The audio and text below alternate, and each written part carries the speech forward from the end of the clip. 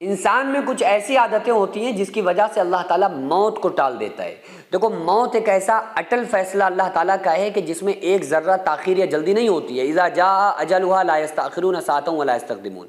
اللہ فرما رہا ہے کہ جب موت کا وقت قریب آتا ہے نا تو ایک ذرہ نہ جلدی ہوتی ہے نہ ایک ذرہ دیری ہوتی ہے، لیکن پھر بھی کچھ ایسی عادتیں، کچھ ایسی صفات بندے کے اندر، کچھ ایسی کوالٹیز، کچھ ایسی چیزیں ہوتی ہیں جن کی برکت سے، جن کی وجہ سے اللہ تعالیٰ موت کو بھی ٹال دیتا ہے۔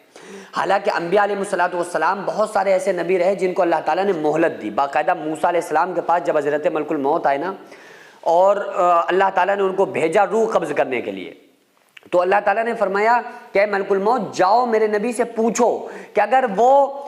رہنا چاہتے ہیں تو اور بھی رہ سکتے ہیں۔ یعنی ہمارے نبی صلی اللہ علیہ وآلہ وسلم سے بھی موت کے فرشتے نے پوچھا ہے اور موسیٰ علیہ السلام سے بھی فرشتے نے پوچھا۔ تو موسیٰ علیہ السلام نے کہا کہ اگر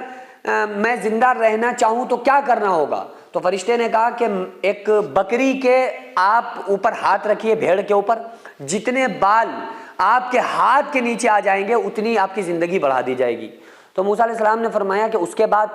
پھر موت، کل نفس ذائقۃ الموت، ہر انسان کو موت کا ذائقہ چکھنا ہے۔ تو موسیٰ علیہ السلام نے فرمایا تو پھر دنیا میں رہ کے کیا کرنا، جب ہے ہی موت اور جانا ہی اللہ کے پاس ہے تو پھر لے چلو۔ تو لیکن انسان کے اندر کچھ ایسی نیکیاں ہوتی ہیں، کچھ ایسی عادتیں ہوتی ہیں جس کی وجہ سے اللہ تعالیٰ موت کو ٹال دیتا ہے۔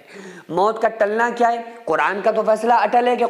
موت میں ایک ذرہ نہ جلدی ہوتی ہے نہ دیری ہوتی ہے، لیکن وہ ٹال دینے کا مطلب کیا ہے؟ میرے چاچا ہے نا سید وقار عالم صاحب، وہ ایک بڑی خوبصورت بات کہتے ہیں اور ان کی بات بڑی زبردست مجھے لگتی ہے۔ وہ ان کا کہنا یہ ہے کہ دیکھو، اگر آپ فجر کی نماز پڑھتے ہیں نا اور آپ کو یہ ہے کہ ہمیں فجر میں اٹھنا ہے،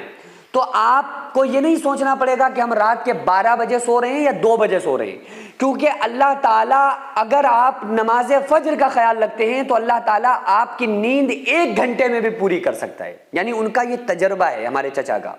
وہ کہتے ہیں کہ 1 گھنٹے میں بھی اللہ تعالیٰ چاہے تو آپ کی نیند کو پوری کر سکتا ہے۔ بھائی آپ 6 گھنٹے میں کوئی بندہ سو رہا ہے، اس کی نیند پوری نہیں ہو رہی ہے، لیکن اللہ فرما رہا ہے کہ اللہ چاہے تو کسی بندے کی 1 گھنٹے میں نیند پوری کر دے، تو یہ تو اللہ کی مرضی ہے۔ تو یہ بات ان کی مجھے بڑی پیاری لگی، تو میں نے آپ لوگوں کے سامنے بیان کی۔ تو کہنے کا مقصد یہ ہے کہ اللہ تعالیٰ چاہے تو آپ کو 2 سال کی زندگی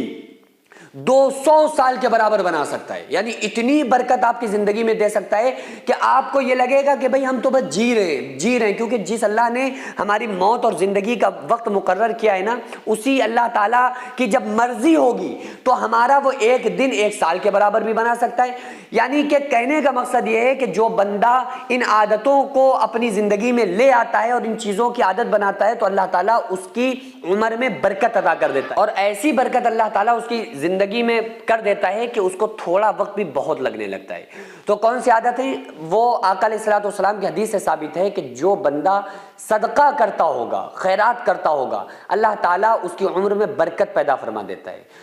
اور کوئی بندہ غریبوں کا خیال رکھنا، مفلسوں کا خیال رکھنا، اپنی بھوک کے ساتھ میں دوسروں غریبوں کی بھوک کا بھی خیال رکھنا، پڑوسیوں کا خیال رکھنا اور ان کے اوپر خرچ کرنا، صدقہ کرنا، خیرات کرنا، پہلی چیز جو سب سے زیادہ امپورٹنٹ ہے، جس کی وجہ سے اللہ تعالیٰ عمر میں برکت عطا کرتا ہے۔ دوسری چیز، جو بندہ نماز کو خشوع اور خضوع کے ساتھ پڑھتا ہے، اللہ تعالیٰ اس کی زندگی میں عمر میں برکت عطا فرما دیتا ہے۔ تیسرا کام، جو بندہ سنتوں کا پابند ہوتا ہے اور آقا علیہ الصلوۃ والسلام کی زندگی پر عمل پیرا ہوتا ہے، اور چھوٹی سنتوں میں جن کو ہم چھوٹا سمجھتے ہیں، حالانکہ سنت کوئی چھوٹی نہیں ہوتی ہے، جو رسول اللہ صلی اللہ علیہ وسلم کا طریقہ ہے وہ سب سے بڑا ہے ہمارے لیے، تو ہمیں تو ہر طریقے پہ عمل کرنا چاہیے۔ تو آقا علیہ الصلوۃ والسلام کا کیا طریقہ کہ جلدی سونے کی فکر کرتے تھے، دنیا بھر کی باتیں نہیں کرتے تھے،